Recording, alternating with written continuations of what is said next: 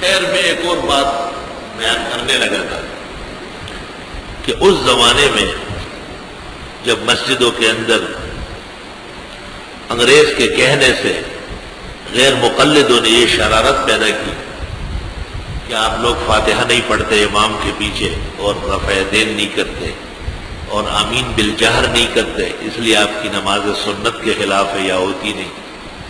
حالانکہ یہ مسئلے حدیثوں کے اور اجتہاد کے مسائل تھے، اس میں 4 فقہ بن چکے تھے، اور لکل وجہۃ هو مولیھا، ہر شخص اپنے دستور زندگی پر چل رہا تھا، اور ہر ایک لکل بلد احادیث،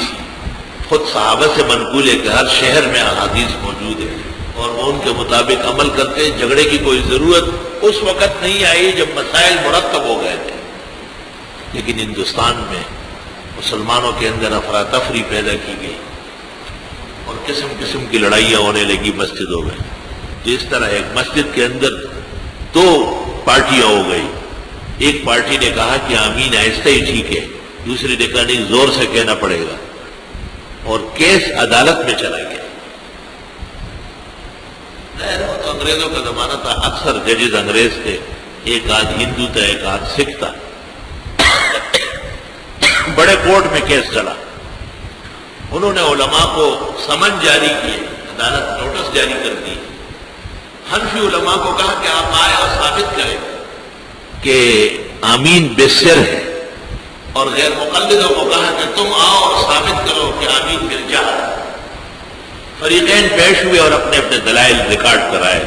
اس کے بعد ججز نے ججمنٹ کی، فیصلہ لکھا ہے، وہ حیران کن فیصلہ ہے، اور انہوں نے کہا کہ ان دونوں فریقوں نے جو دلائل قرآن و سنت احادیث کی روشنی میں عدالت کو لکھوائی،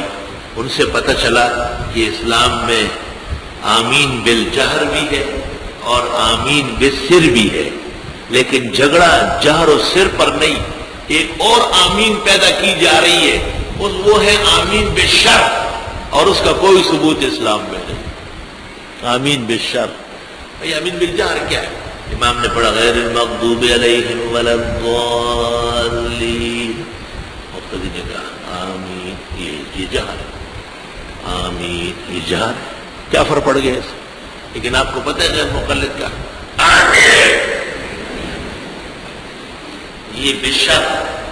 یہ جہر و سر نہیں، بشر کے مرتکب ہوا۔